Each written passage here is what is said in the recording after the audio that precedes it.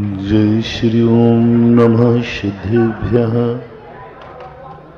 जय श्री ओम नमः सिद्धेभ्यः। जय श्री ओम नमः सिद्धेभ्यः। सर्वमंगलमांगल्यं सर्वकल्याणकारकं प्रधानं सर्वधर्माणां जैनं जयतु शासनम्। जैनं जयतु शासनम्। जैनं जयतु शासनम्। पंच परमेष्टि भगवान की आचार्य श्री गुरुवर विद्यासागर महाराज की आचार्य श्री गुरुवर विद्यासागर महाराज की श्रवण मुनि पुंगव सुधा सागर जी महाराज की जय हो। मुनि संघ की जय हो। दैनिक प्रवचनों की श्रृंखला में हम उन तथ्यों पर विचार कर रहे हैं जिनके कारण से हम क्यों कर्तव्य विमूढ़ होकर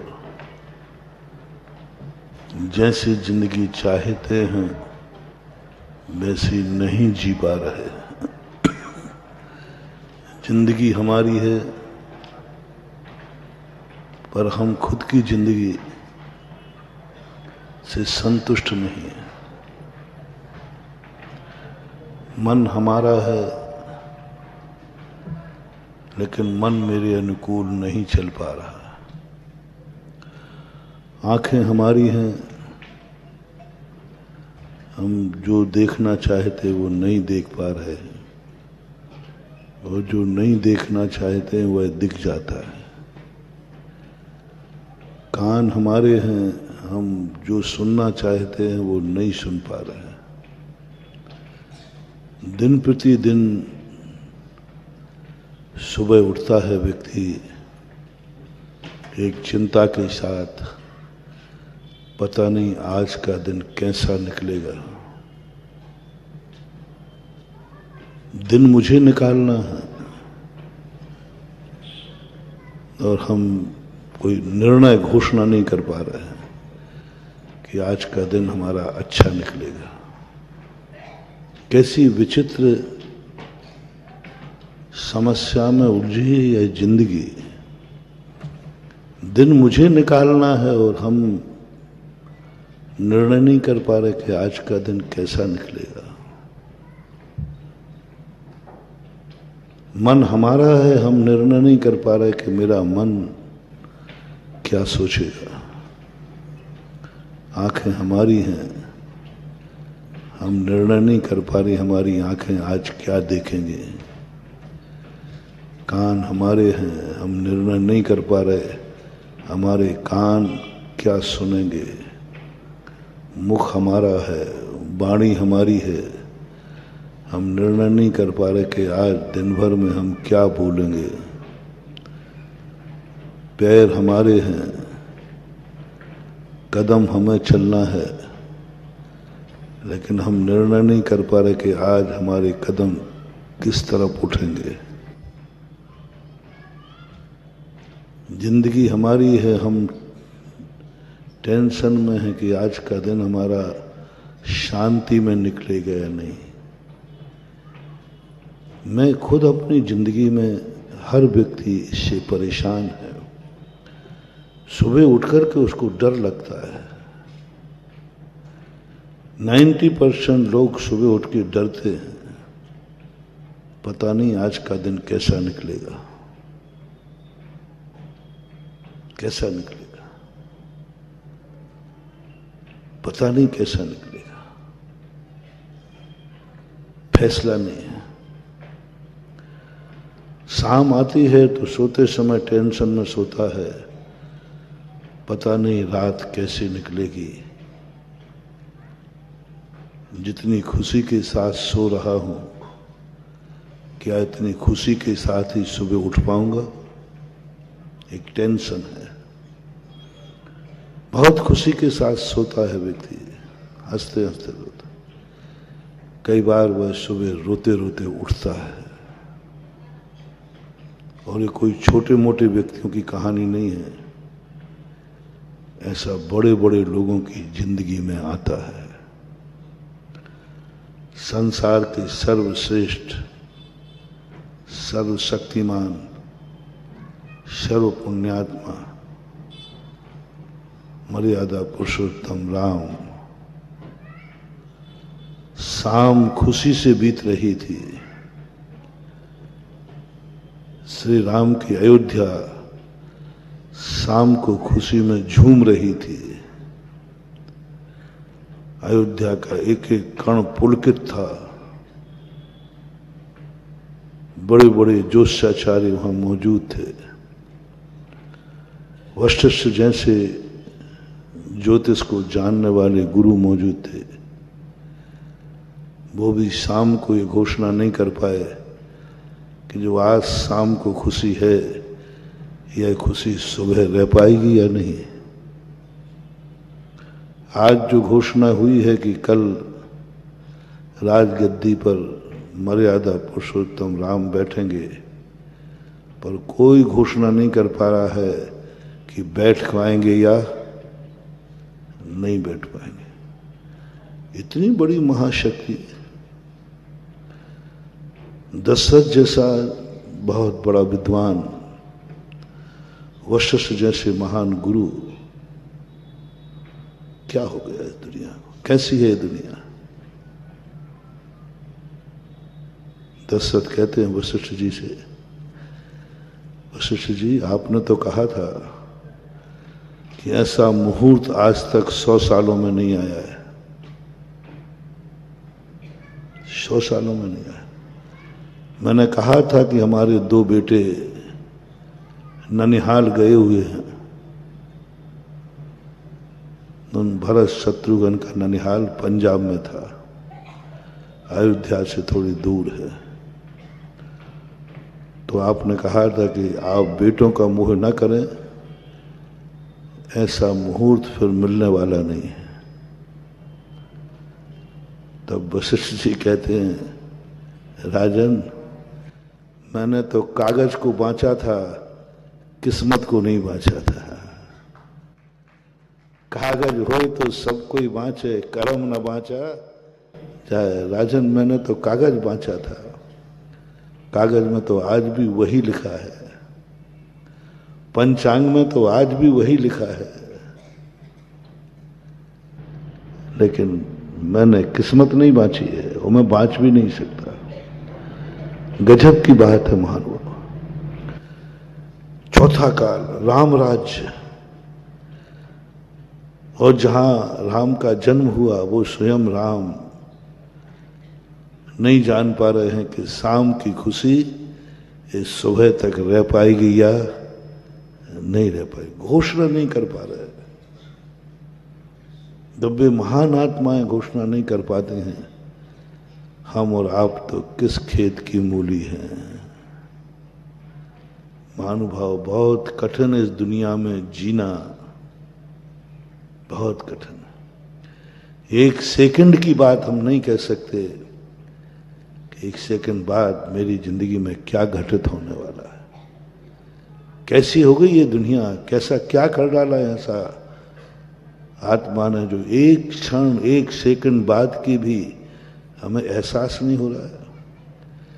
एक सेकंड की तो हम घोषणा करें कि एक सेकंड तो मैं जीऊंगा, 1 मिनट तो मैं जिंदा रहूंगा, 1 मिनट तो मैं हंस लूंगा, 1 मिनट तो मैं हंस लूंगा, दूसरे मिनट में ना सही, नहीं, 1 मिनट भी नहीं। सेकंडों का खेल है। राजस्थान में एक बहुत गर्मी पड़ती है, 1:30-2 बजे का समय था।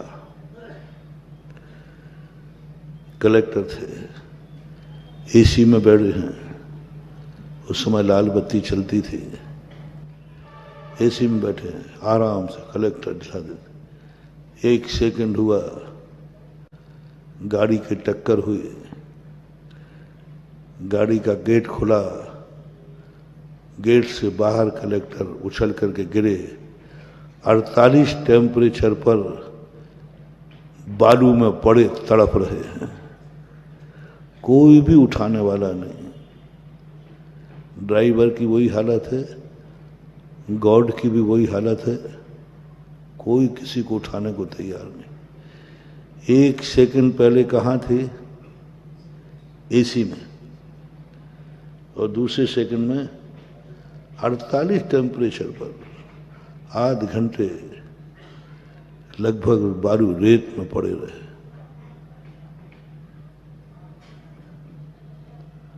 एक सेकंड का भी घोषणा नहीं, 1 सेकंड की भी हम अपनी जिंदगी को जी नहीं पाते। 1 सेकंड पहले हंस रहा हूं, दूसरे सेकंड रोना पड़ा। मैंने जग की अजब तस्वीर देखी, एक हंसता है और 10 रोते। कभी किसी को हंसता हुआ देखते हैं तो सोचते हैं कितना अच्छा है संसार, कितना अच्छा है संसार। लेकिन दूसरी तरफ जब रोते हुए लोगों को देखते हैं तो लगता है कितना है बुरा संसार। किसी अच्छे सुखी आदमी को, बड़े आदमी को देखते हैं, कहते वाह क्या जीवन है, ठाठ है।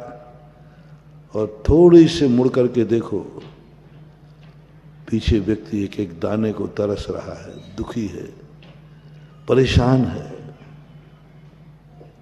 एक हंसता है, 10 रोते हैं, ये संसार है। हंसने के दिन कम हैं, रोने के दिन ज्यादा है।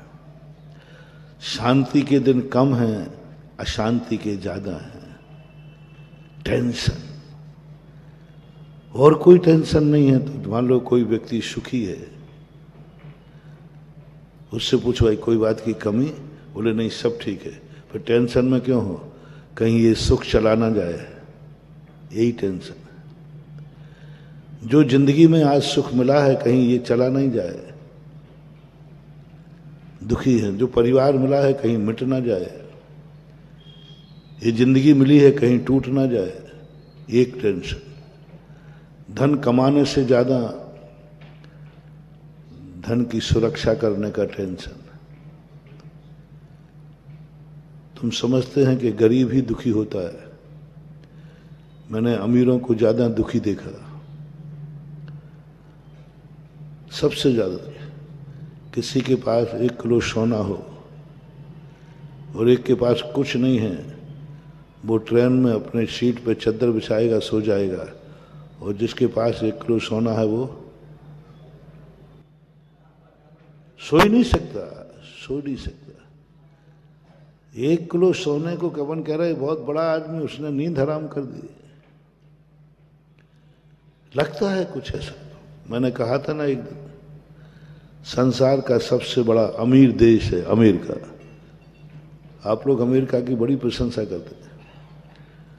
आपको यदि सारी दुनिया में घूमने को कहा जाए कि आपको फ्री टिकट है, बोलो कहाँ जाना, सब लोग अमेरिका भाग जाएंगे घूमने के लिए। यदि फ्री टिकट अमेरिका का कर दिया जाए तो पूरा भारत खाली हो जाएगा। महाराज जी आप देखो, मैं पूछता हूं कहीं मेरा मन भी न ललच जाए। हालांकि मैं जाऊंगा नहीं क्योंकि मेरी गाड़ी का त्याग है, लेकिन मन से नहीं कह सकता भाई। फ्री टिकट कर दिया जाए भारत को कि जो भी इस महीने अमेरिका जाना चाहे सबके लिए फ्री है घूमने के लिए, तो क्या उम्मीद है भारत में कितने लोग नहीं जाएंगे?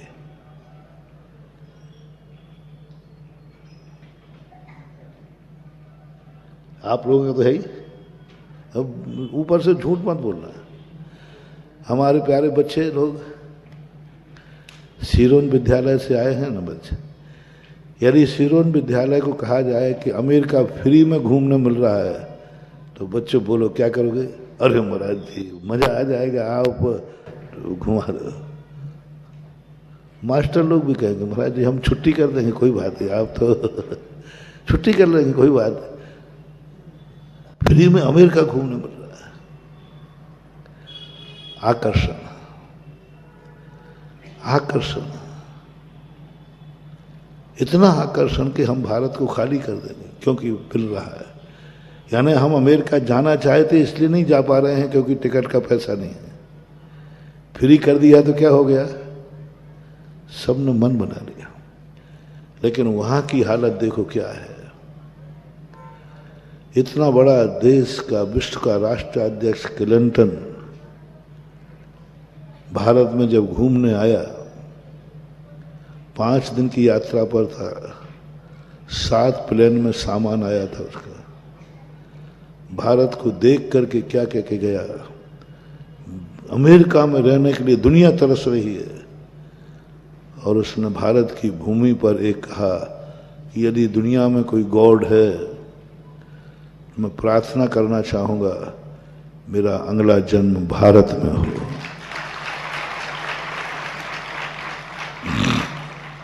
उसने अंत में यही कहा कि बोले तुम्हें भारत में आने से कैसा लगा? पूछते हैं ना सब पेपर में, कैसा लगा आपको भारत आने से? तो उसने कहा मैं और कुछ नहीं कहूंगा, मुझे भारत में इतना अच्छा लगा कि मैं प्रार्थना करता हूं कि मेरा जन्म अगली बार हो तो भारत में होना चाहिए। और भारत वालों से पूछा जाए कहां जन्मना चाहते हो, तो अमेरिका में। वो भोग चुका है, वो अमेरिका को ले चुका है। इतना बड़ा राष्ट्र अध्यक्ष नींद नहीं ले पा रहा है, नींद नहीं आती उसको। सबसे ज्यादा नींद की गोलियां अमेरिका में बिकती हैं क्योंकि बड़े आदमी हैं। सबसे ज्यादा ब्रेन हेमरेज,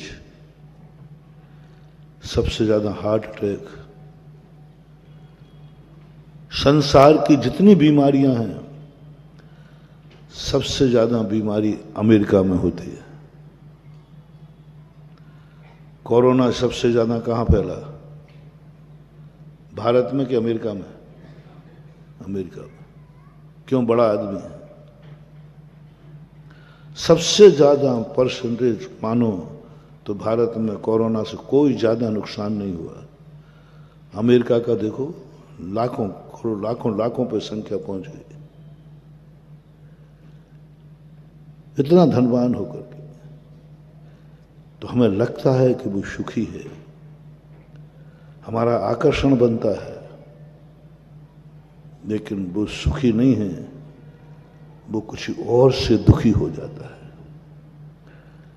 बड़े आदमी हमें सुखी नजर आते हैं कि बड़ी मर्सिडीज गाड़ी में घूम रहे हैं, और मर्सिडीज गाड़ी में घूम करके भी उनको शांति नहीं है, टेंशन है। क्या बात का टेंशन?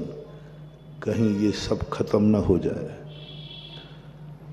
दुखी आदमी इसलिए दुखी है क्योंकि वो दुखी है, और सुखी आदमी इसलिए दुखी है कि उसका सुख खत्म न हो जाए। जो मर रहा है वो दुखी है कि मर रहा हूं, लेकिन जो जी रहा है वो दुखी है कहीं मेरा नंबर ना आ जाए। मरने वाला तो दुखी है क्योंकि मर रहा है, लेकिन देखने वाला, सुनने वाला दुखी है कहीं मेरा नंबर तो नहीं है, मेरा नंबर ना आ जाए। ये जो सारे के सारे टेंशन, कोई भी व्यक्ति संसार में सुखी नजर नहीं आता। हर व्यक्ति कहीं ना कहीं से दुखी है। भावी टेंशन है। मैंने कहा ना धन कमा लिया, अब टेंशन है घर तक कैसे जाऊं, दुकान दूर है, पेट्रोल पंप दूर है, अच्छी इनकम हुई, बहुत इनकम हुई, आज अच्छा चला, बहुत प्रॉफिट हुई, अब तो उससे खुश होना चाहिए। लेकिन अब एक तय टेंशन, इस नोट को घर तक कैसे ले जाऊं, रास्ता में 2 किलोमीटर है। कितने लोग दुकान से अच्छी कमाई करके घर तक नहीं लौट पाए,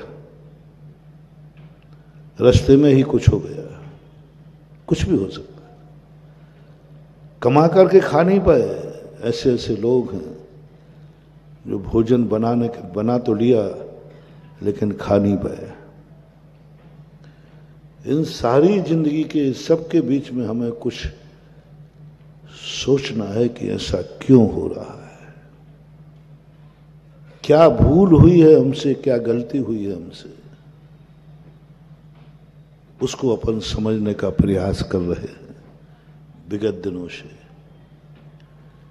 पहली भूल तो हमारी वो थी जो हमने कभी अपनी जिंदगी में अच्छे लोग देखे ही नहीं, अच्छाइयां हमें मिली ही नहीं। हम जानते ही नहीं कि अच्छी क्या चीज होती है। हमने तो बुरे को ही अच्छा माना, बुराइयों को ही अच्छा माना, दुर्गंध को ही सुगंध माना, पापियों के बीच में रह करके अपनी जिंदगी व्यतीत कर दी। 90% लोग अच्छाई को जानते ही नहीं, उन्हें मालूम नहीं है कि चीज अच्छी है। बालक के समान है कि बालक को पता नहीं है कि चीज खाने से मुझे क्या नुकसान होगा, नहीं मालूम, खा लेता है, कुछ भी खा लेता है, मर जाता है। ऐसा ही सारी दुनिया को आप देखना, आपको खुद नहीं मालूम जिंदगी का कैसे जिंदगी जीना है, कुछ नहीं मालूम। माँ बाप ने जो रास्ता दिखा दिया चल पड़ते, उसके बावजूद भी तुम्हारी जिंदगी के जीने का मकसद क्या है? तुमने कभी सोचा कि मेरा जन्म भारत में क्यों हुआ? विदेश में जन्म जाते, जन्म तो कहीं भी ले सकते, भारत में क्यों हुआ इससे मन में तुमने कभी नहीं सोचा। तुम्हें तो यही है कि जन्म होना था तो हो गया, जन्म होना था तो हो गया। पशुओं के भी जन्म होते हैं, हो जाते हैं, कीड़े मकोड़े भी जन्मते हैं, जन्म जाते हैं। विदेशों में भी लोग जन्म लेते हैं, जन्म ले लेते हैं। देखना भूल कहां हो रही है। हमने अपनी जिंदगी में कभी एक बार भी मौका नहीं हुआ कि मेरा जन्म भारत में क्यों हुआ, क्या कारण, भगवान ने मुझे भारत क्यों चुना। मेरा जन्म, जो भगवान को मानते हैं कि भगवान ने यहाँ जन्म दिलाया, इतने असंख्या 7 अरब लोगों के बीच में मेरा जन्म भारत में क्यों हुआ? क्या कारण था कि मुझे भारत के योग्य समझा प्रभु ने, कर्मों ने, जिसने भी, क्यों हुआ? जब तुम्हें कोई स्पेशल स्थान दिया जाए तो समझना चाहिए क्यों सबके साथ में मुझे क्यों नहीं बैठाला जा रहा है। जब क्लास में कोई अच्छे नंबर लाता है तो उसको मास्टर स्टेज पे बैठाते हैं, उसका सम्मान करते हैं, बड़ों की बराबरी पे बैठता, बेटा यहाँ बैठो, तुम बहुत अच्छे नंबर लाए हो। शेष लोगों को सोचना चाहिए हमारा साथी, हमारा साथ पढ़ने वाला, हमारी ही उम्र का, इस उम्र में आज वो स्टेज पर और बड़ों के बीच में बैठा है। ये स्टेज तो बड़े लोगों की थी, ये तो टीचर्स की थी स्टेज, ये तो बड़े बड़े लोग यहां बैठते थे। लेकिन मेरी क्लास का एक विद्यार्थी उस स्टेज पर पहुंच गया जहां बड़े लोग बैठते थे। क्या कारण है? क्या कारण? बस इतना ही सोचना है। क्या कारण है कि आज ये बड़ों के साथ स्टेज पर बैठा है? क्या कारण है कि आज इसका सम्मान हो रहा है? क्या कारण है आज सब इसको माला पहना रहे हैं? हम माला देख करके मन में भाव आता मुझे कब मिलेगी। बड़ों के साथ बैठने में मन करता है मैं कब बैठूंगा। ये मन ललचाने से कुछ नहीं होगा। क्यों?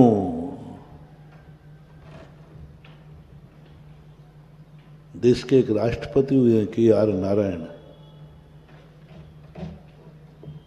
उस समय वो दक्षिण भारत के थे। उस समय एक बहुत ज्यादा छुआछूत बहुत चलता था।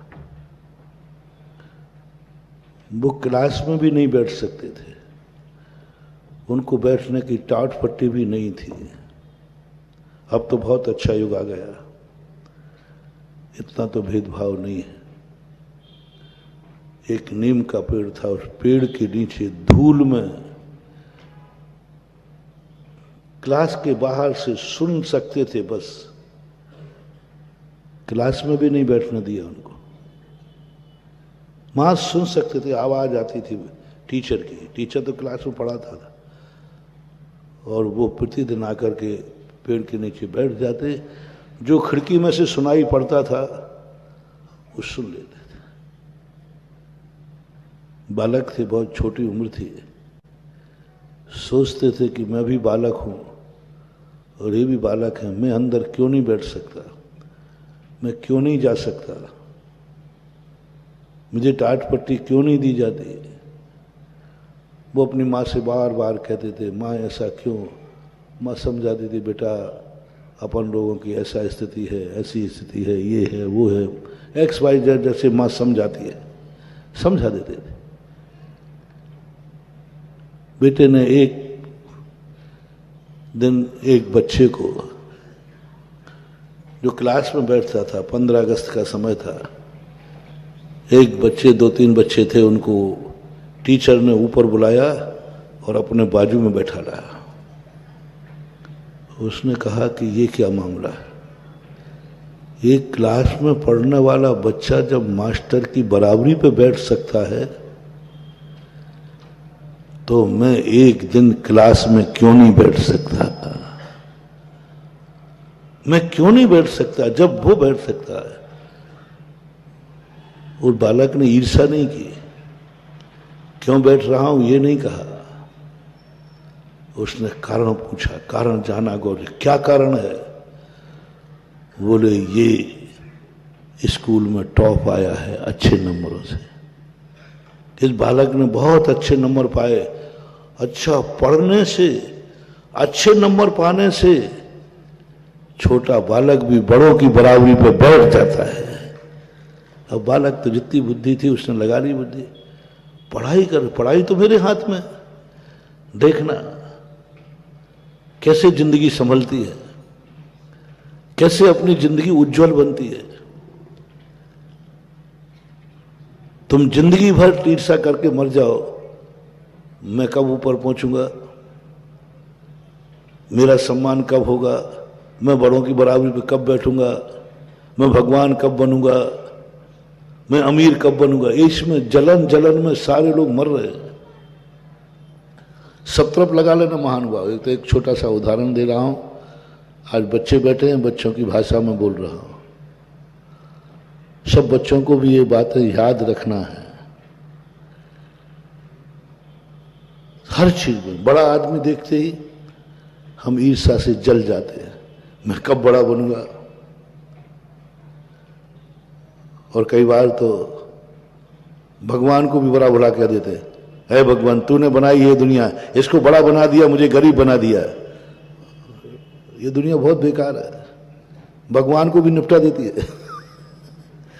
गुस्से में अगर भगवान तूने क्या किया, देखो इसको बड़ा आदमी बना दिया, मुझे गरीब बना दिया।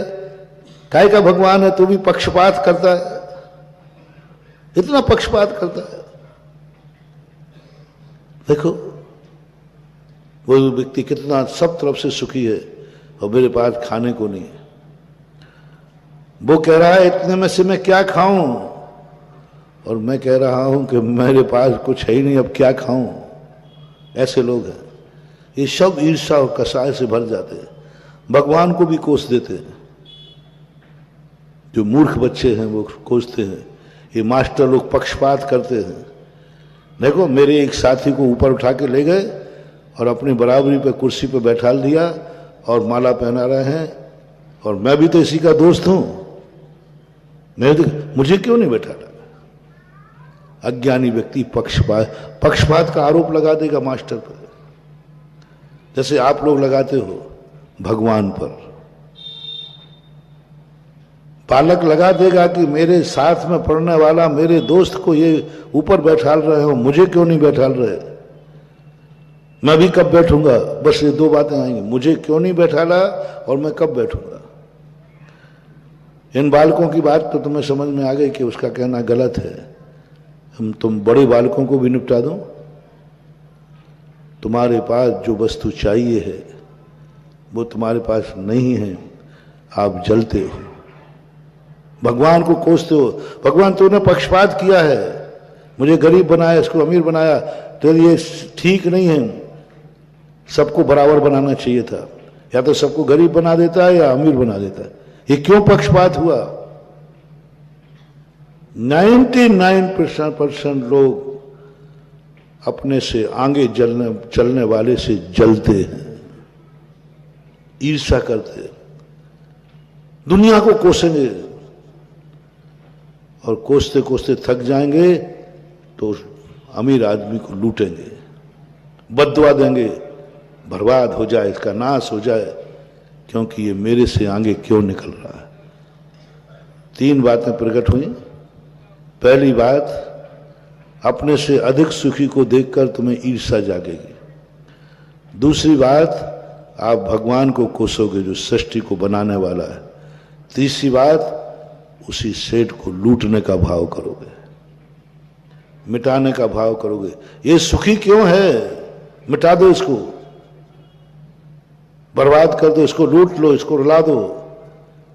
ये सुखी क्यों? ये 3 कार्य करोगे, और ये तीनों कार्य हमारी जिंदगी के बहुत बड़े खतरनाक हैं। बच्चों, आप लोगों की जिंदगी अभी शुरुआत है। कभी अच्छे व्यक्ति को देखकर ईर्ष्या नहीं करना, कभी तुमसे आगे व्यक्ति के लिए देखकर भगवान को उल्हाना मत देना। भगवान तूने उसको पास कर दिया, मुझे फेल कर दिया, नहीं, ये गलती नहीं करना। जो भगवान को उल्हाना देता है, भगवान नाराज हो जाता है। कभी मत कहना भगवान के वो शक्तिमान है, उसने जो कुछ भी किया है उसको थैंक्स कहो। क्या कह रहा हूं मैं? एक नियम लो सब बच्चों, भगवान ने जो कुछ भी किया है, पहली बात तो भगवान करता नहीं है, लेकिन अपन लोग मान लेते हैं, आप लोग मान लेते हो। कर्मों को ले लो, 2 ही धारा है, एक तो भगवान, एक कर्म।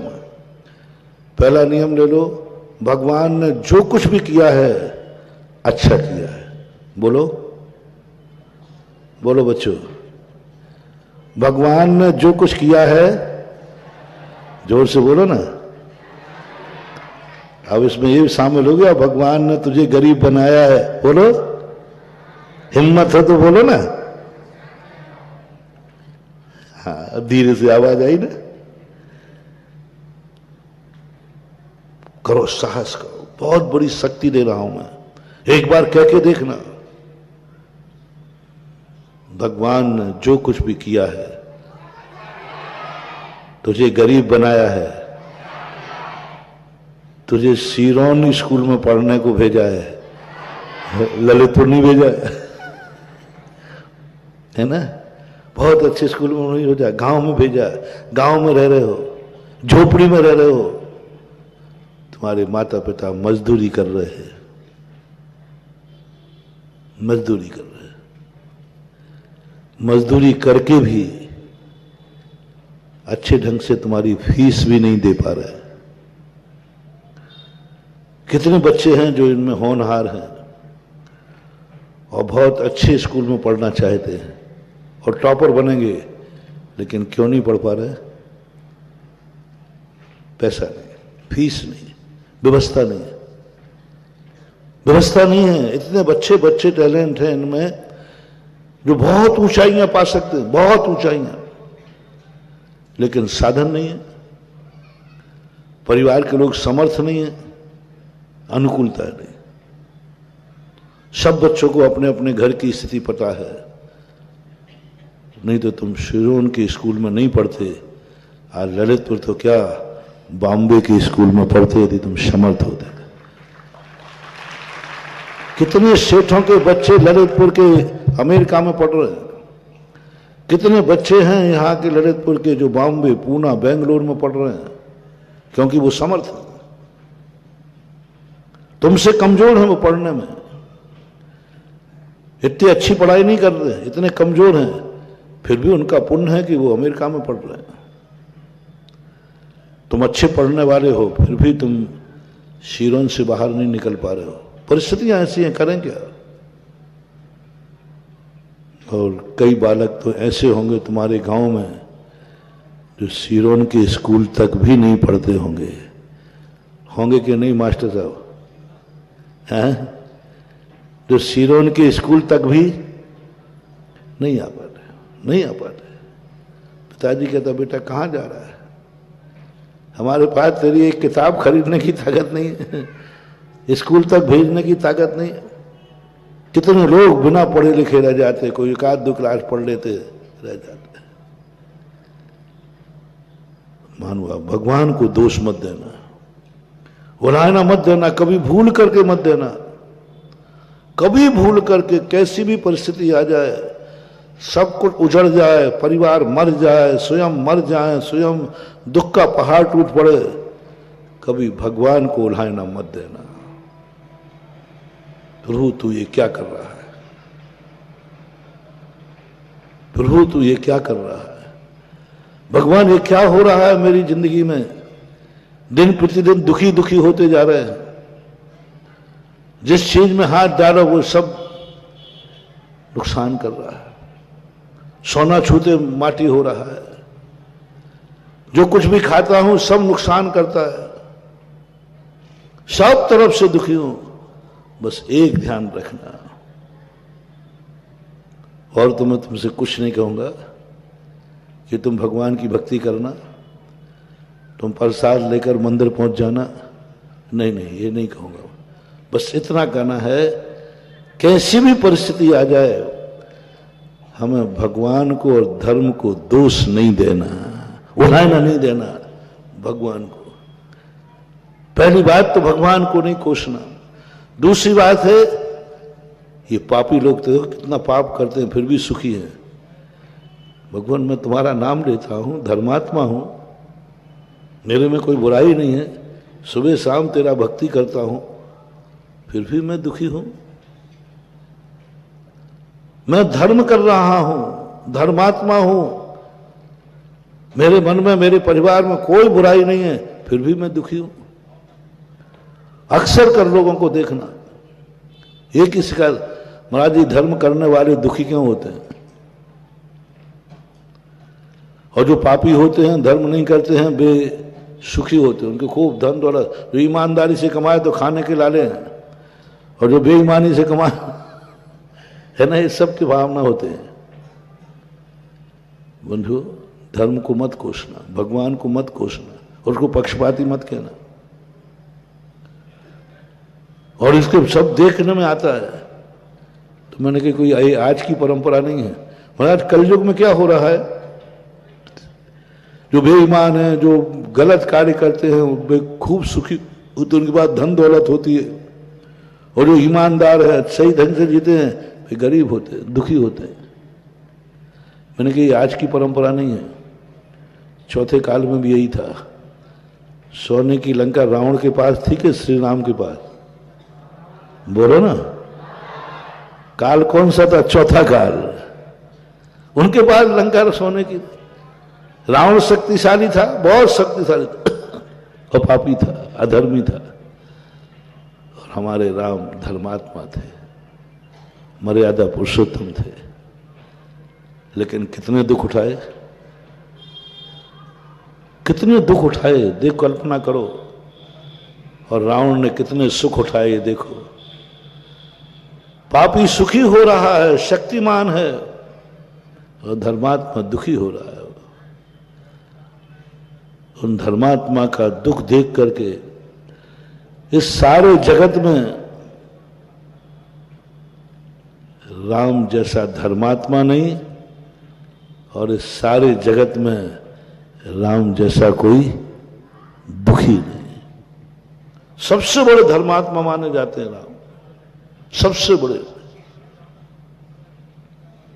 और जब उनकी जीवनचर्या उठाओ तो सबसे ज्यादा दुखी पाए जाते हैं राम। माता कौशल्या ने यही तो पूछा था, बेटा क्या सुन रही हूं मैंने, क्या सुना है, क्या देख रही हूं? लोग कहते हैं तू जगत अवतारी है, तेरे हाथ में सारी दुनिया का रिमोट कंट्रोल है, तू ही सबका करता धरता है। लेकिन मैं क्या देख रही हूं? तेरे हाथ में रिमोट कंट्रोल होकर भी तू अपने राज्य की रक्षा नहीं कर पाया, राजगद्दी की रक्षा नहीं कर पाया। तेरे हाथ में रिमोट कंट्रोल और तेरी मां वैधव्य को प्राप्त हो गई। तू जगत अवतारी, तेरा पिता मरण को प्राप्त हो गई। चित्रकूट के अंदर जो माता कौशल्या ने श्री राम से प्रश्न किए, क्या है तू? ये दुनिया झूठी है या तू झूठा है? दुनिया कहती है कि श्री राम अवतार हैं, अवतार पुरुष हैं, सारे जगत के करता धरता है। और मैं तो गर्व करती थी कि मेरा बेटा राम है, मेरी जिंदगी में कभी दुख आएगा ही नहीं। मैं तो राम की मां हूं। लेकिन क्या देख रहा हूं? अयोध्या में अभी उनकी माताएं, उनका बेटा गोदी में है, पति जिंदा है, जो गरीब है। उनके यहां ऐसा दुख नहीं है जितना तेरी मां को दुख है। तेरे रहते हुए तू दुनिया में है और मैं वैधव्य को प्राप्त हो गई। जिस अयोध्या में तूने जन्म लिया उसके घर करके एक एक आंसू बह रहा है, आंखों में आंसू आ रहे हैं, और तू भी इतने कष्टों में है। बोल बेटा तू है कौन? यदि सारा जगत का रिमोट कंट्रोलर है तू, तो फिर ये दुख कैसा? और नहीं है तो दुनिया क्यों कहती है? गजब के उपवास थे रामचंद्र जी के उस समय। बोले मां, ये दुनिया जो कहती है ये इनकी भक्ति है, इनका मोह है। जैसे आप लोग कई बार अच्छा काम करके आओ, अच्छी पढ़ाई करके आओ, तो बोलते क्यों तुम इतने अच्छे नंबर क्यों? बोले पिताजी की बदौलत है। पिताजी से पूछा, बोले मुझे तो यही पता नहीं वो कौन सी क्लास में पढ़ रहा है। ऐसे अपन भक्ति में कहते हैं कि भगवान ने सब करता धरता है। सत्य यह नहीं है। अपने अपने कर्म का हर व्यक्ति को फल भोगना पड़ता है। किए हुए कर्म की सजा को भगवान भी नहीं बदल सकते, भगवान भी नहीं बदल सकते। दशरथ ने यही पुरुषार्थ किया था, दशरथ ने यही पुरुषार्थ किया था, यही दशरथ की नीति थी। दशरथ के द्वारा एक बार एक श्रवण कुमार के पिता की हत्या हो गई थी, धोखे से हुई थी। पूरी कहानी नहीं बता रहा हूं, आपको मालूम है। श्रवण कुमार पानी भरने गए थे अपने पिताजी के लिए, अंधे थे माता पिता, और ये शिकार खेलने गए, एक तीर उनको लगा, मर गए। तब श्रवण कुमार के माता पिता ने कहा था, जिस प्रकार मैं पुत्र के वियोग में तड़प तड़प के मर रहा हूं, जाओ तू भी एक दिन पुत्र के वियोग में मरेगा। दशरथ को यह अभिशाप था, कर्म सिद्धांत से कर्म बांध लिया था। दशरथ सोची क्या करूं, बेटे के वियोग में मैं मरूंगा, क्या करूं क्या करूं क्या करूं? करते करते उनको एक दिन भाव आया, वो तपस्या पे चल पड़े। और ऐसी घोर तपस्या की कि विष्णु जी प्रकट हो गए, सिद्ध हो गए। बोले दशरथ तुम मांग लो क्या मांगना चाहते हो, तुमने बहुत बड़ी तपस्या की है, भक्ति की है। दशरथ तो चाहते ही थे कि और कोई नहीं चाहिए मुझे भगवान। तो उन्होंने कहा भगवान यदि आप मेरे से खुश हुए हैं, प्रसन्न हुए हैं, कल्पना नहीं थी कि भगवान को कोई हमें भी ऐसा बनेगा, सब धन मांगेंगे, दौलत मांगेंगे। बोले भगवान कुछ नहीं चाहिए, आप ही हमारे यहाँ बेटे के रूप में जन्म लें। खिल गए। बोले दुनिया में ऐसे लोग भी हैं जो हमारे बाप बनना चाहते। ये दुनिया बड़ी विचित्र मान हुआ। भगवान भी डर गए कि बोले ये भी कोई लोग हैं। अरे दुनिया भगवान को जगत पिता मानती है, जगत मानती है जगत पिता है, सबके रखने वाले हैं सबके, लेकिन दुनिया में ऐसे लोग हैं जो भगवान के भी बाप बनना चाहते हैं। लेकिन अब क्या करें, वचन दे दिया था बेटे के रूप में, हाँ मैं तुम्हारा पिता बनूं। कितना अंदर का स्वार्थ देखो। भगवान का भी बाप बनने को तैयार हो जाता है। ये संसार बड़ा विचित्र है। भगवान का दास बनना, भगवान का बेटा बनना, फिर भी बात थोड़ी जमती है ना। अपन भगवान के दास बने अच्छा लगता है, हम भगवान हमारे पिता हों अच्छा लगता है, बेटे ही तो बन रहा है। लेकिन जब ये बात आ जाए मैं भगवान का बाप बनूं, ब्रह्मांड हिल गया, सारा देवता परिकर हिल गया, सारा ब्रह्मांड भगवान को बेटा बना रहा है, भगवान का बाप बनना चाहता है। लेकिन उस महाशक्ति ने कहा नहीं, मैं वचन दे चुका हूं, जाओ दशरथ, मैं तुम्हारे यहां बेटे के रूप में अवतरित होऊंगा। सारी कहानी अपन छोटी सी करते हैं। जन्म रामचंद्र जी का कहां हो गया, दशरथ हो गया। दशरथ की क्या नीति थी, अंदर की बात, कि जब मैं रामचंद्र जी का बाप बन जाऊंगा तो भगवान का कभी वियोग होगा नहीं और हमें वियोग में मरना नहीं पड़ेगा। उस श्रवण कुमार के पिता का दिया हुआ अभिशाप अपने आप खत्म हो जाएगा, अपने आप खत्म हो जाएगा, क्योंकि मेरा बेटा खुद ही भगवान है और भगवान तो कभी मरने वाला है नहीं, उसके वियोग में मैं कैसे मरूंगा। और खुश होगा। आप बोले अब कोई दुनिया, उसका दिया हुआ अभिशाप मैंने काट दिया, उसका दिया हुआ अभिशाप बेकार जाएगा, मैं पुत्र के वियोग में नहीं मरूंगा क्योंकि मेरा बेटा भगवान है, जगत अवतारी है। क्या सृष्टि भी कितनी आगे की चीज है महानुभाव। इस सृष्टि कितनी आगे की चीज है कि वो कहते दशरथ तुम डाल डाल तो हम पात पात, राम मरेंगे तो नहीं, लेकिन राम को ऐसा काम करना है कि रावण रूपी राक्षस को मारना है और उनको निकलने का ऐसा तरीका कर्म ने बनाया, उस अभिशाप ने बनाया, कैकेयी और मंथरा को शाप को एक तरफ रख करके, और क्या जाल रचा। बोलो वैष्णव दर्शन के अनुसार दशरथ का मरण किससे हुआ है, पुत्र के वियोग से हुआ। उनको वनवास हुआ, इधर दशरथ मृत्यु सैया पर लेट गए।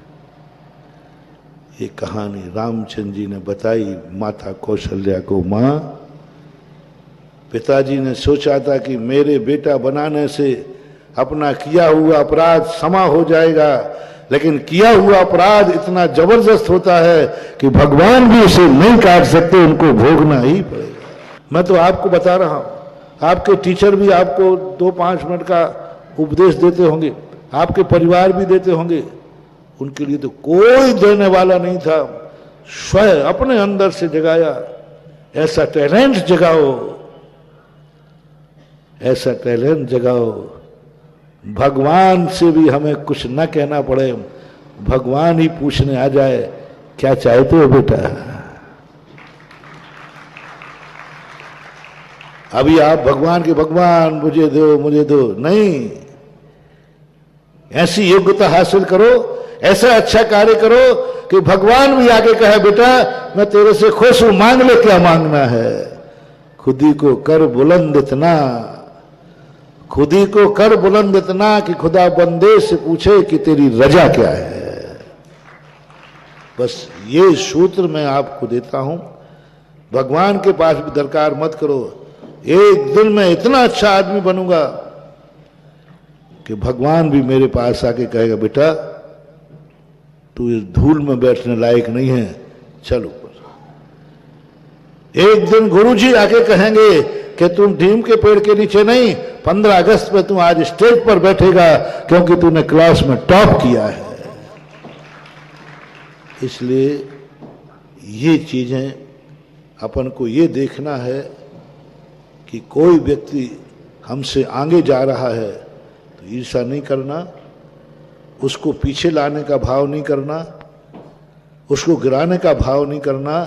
क्या सोचना ये इतने आगे क्यों निकल गया, बस उस कारण को पकड़ लेना और वो ही तुम करना, तुम भी आगे पहुंच जाओगे। इसलिए जो अपना प्रश्न था कि हमारी जिंदगी हम अपने अनुसार नहीं जी पा रहे हैं, हमारा प्रातः काल हम घोषणा नहीं कर पा रहे हैं कि आज मैं दिन भर ऐसा निकालूंगा, मेरा दिन मुझे निकालना है, लेकिन मैं नहीं कह पा रहा हूं कि आज का दिन कैसा निकलेगा। डर लग रहा है, डर लग रहा है। हंसते हुए उठने वाले डर रहे हैं कहीं शाम रोते हुए ना हो जाए।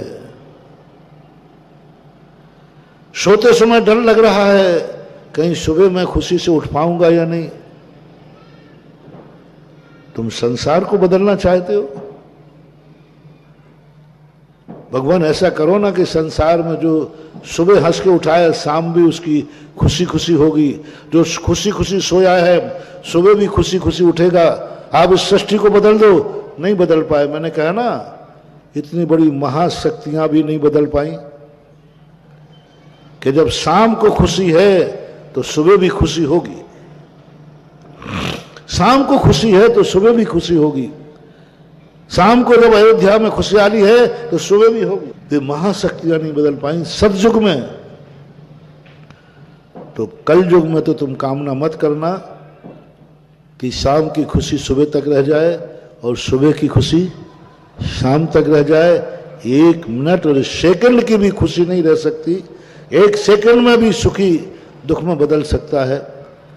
अब क्या करना है, सृष्टि को नहीं बदलना, सृष्टि के नियम नहीं बदलना है, कुछ अपन को ही बदलना है, कुछ अपन को ही बदलना है कि जो सेकंड में हम जी रहे हैं उस सेकंड में इतना कुछ कर लेना है कि दूसरे सेकंड की हमें कोई जरूरत ही नहीं पड़े। हम क्यों कहें कि क्यों टेंशन में आए कि कल मैं जिंदा रहूंगा कि नहीं रहूंगा। आज जिंदा हो कि नहीं, बोलो ना। अभी अपन जिंदा है कि मरे हुए हैं, बोलो ना। अपन सब जिंदा हैं, क्यों ना अपन इतना इतना कुछ अच्छा कर रहे कि हमें कल की जरूरत नहीं पड़ेगी। हम कहते कि हमें कल चाहिए ही नहीं, जो कुछ करना था मैंने सब आज कर लिया। जिंदा है उसका लाभ उठाओ, क्यों टेंशन कर रहे हो कल मैं रहूंगा कि नहीं, सुबह अच्छा होगा कि नहीं। अरे हम सुबह अच्छा होकर शाम अच्छी होगी कि नहीं। अरे सुबह में हम इतना अच्छा कर लेते हैं कि हमें शाम की जरूरत ही नहीं पड़ेगी। किसी भी चीज को, अच्छे कार्य को टालना नहीं है, उसको स्वीकार करना है। प्रेजेंट पोजीशन में आ जाओ। आज मैं जिंदा हूं, जिंदा का आनंद लो, जिंदा का आनंद लो, जिंदा का सदुपयोग करो। इतने देर का अपना जो सदुपयोग हो सको, क्योंकि आगे आने वाला समय हमारे हाथ में नहीं है। महावीर भगवान की